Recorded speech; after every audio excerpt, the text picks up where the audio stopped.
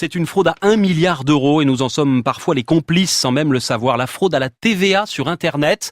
Le Sénat, qui examine en ce moment le projet de loi contre la fraude fiscale, a dans son viseur quelques-uns des gros vendeurs du net, Amazon, Cdiscount ou la Fnac.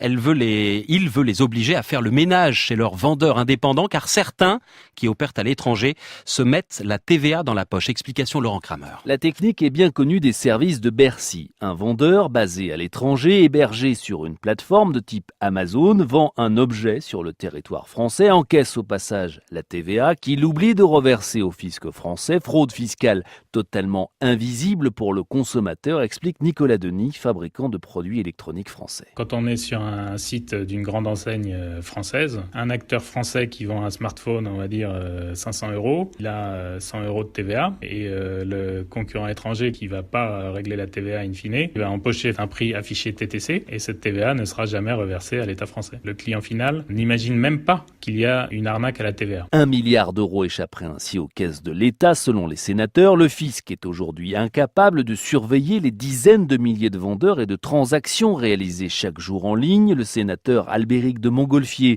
propose donc de mettre les plateformes de vente en ligne devant leurs responsabilités. La plateforme a 30 jours pour demander au vendeur de se mettre en conformité. S'il ne le fait pas dans les 30 jours, eh bien le vendeur soit est dégagé de la plateforme, soit la plateforme est solidairement responsable du paiement de la TVA. Inspiré de Grande-Bretagne, un dispositif identique a permis de régulariser 20 000 entreprises en 3 ans qui oubliaient de payer leur TVA au fisc anglais.